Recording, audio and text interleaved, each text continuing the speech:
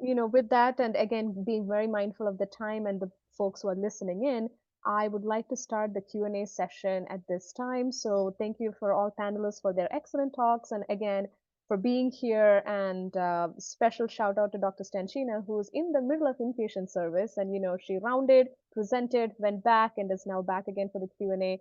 And also to Dr. Sri Suvana Newcorn, whose actual birthday it is today. So he set aside birthday plans to be here with us. So happy Thank birthday you. and thank you for Thank being here you. with us. Um, so Grace team, whenever we have questions from patients, happy to get started and take this forward. Okay, wonderful. I can see in the Q&A section, so I'm going to be reading out these questions and also direct them to those um, who are. And because I did mention to our Grace team that Dr. Stenchina is on service, Dr. Stenchina, you are going to have the first few questions if you want to unmute yourself. So first question that's in is that from a patient, how costly is the treatment for DLBCL? And for an entire duration of their treatment, is it going to be costly? How much of it is covered? And I know as I'm reading this question that it's not easy for you to answer, but anyway, any perspective from your side as to whether patients have had significant out of pocket costs and how you mitigate that would be helpful.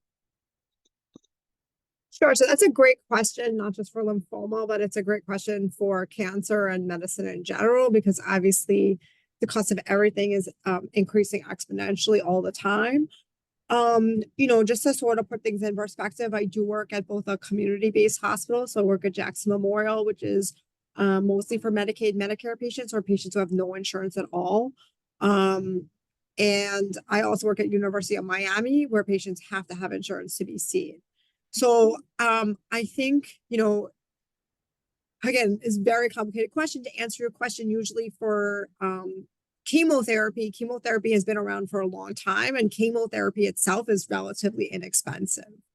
That being said, when you add drugs like immunotherapies like rituximab, it does add cost. For the most part, even for our Jackson patients who have no insurance, we're able to get all of these drugs that are standard of care for first-line therapy. A lot of the drug companies actually have patient assistance programs, and they give the drugs for free. That being said, it does get harder with newer therapies. So our Jackson patients who don't have insurance, they are not able to go for something like a transplant or CAR T. A lot of that requires a lot of follow-up, and we need to ensure that they're able to get that follow-up, or giving them the treatment can actually do more harm than good.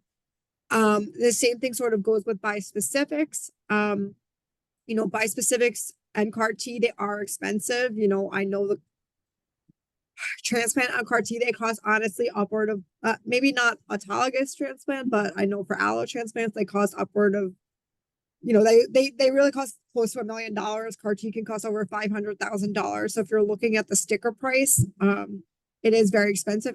Nobody pays that price. Like, you need to have insurance to go for those therapies, like I said, because we need to ensure that you have the proper follow-up, or it can be pretty dangerous. And like I said, the same thing with the bispecifics.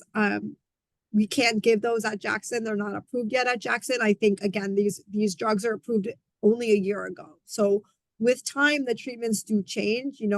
Initially when the polatuzumab was approved, Jackson also didn't approve that. But now that it's approved for like 2-3 years, especially if you start to see long-term either PFS benefits or overall survival benefits, then those drugs will go through patient assistance programs and patients will get those meds. Sounds great. Because this question is really important, I'm going to open up this question to the other panelists as well. In your respective fields, in myeloma, leukemia, and in BMT, do patients have significant out-of-pocket costs? Dr. Hashmi, Dr. Faisal, and Dr. Sri Suvana Newcorn, you're welcome to answer. Yeah, I will take this on actually. I think by and large, if the treatment that we are recommending is actually been a part of the NCCN guidelines, the menu, the recommendations that are updated regularly, and patients have insurance coverage, we are able to procure those drugs for patients. Usually there is an out-of-pocket cost for oral chemotherapy drugs that we use for patients. but we oftentimes have grants and fundings where if the patient is aware and utilizing those resources, that out-of-pocket cost can be $0. For all the patients that I have taken to bone marrow transplant, or for that matter, even CAR T, if they are meeting the indication, the label, I have never have had any insurance come back to me and say that we will not approve it. And entire cost, including the chemotherapy, the stay, supportive care is covered by the insurance. I think the only inconvenience would be sometimes the travel from where you reside to the cancer center can have some minor expenses or more inconvenience. Even at cancer centers, the stay that happens at local lodging, Hope Lodge, for instance, is covered by the insurance plan. Yep. Thank you. Yeah, I can chime in. In my practice, I've learned to be quite scrappy in this sense. I agree with Dr. Hamshmi that for most patients that have insurance, I really don't have a problem getting most of these therapies, including the oral agents that I talked about with the JAK inhibitors that can be quite expensive.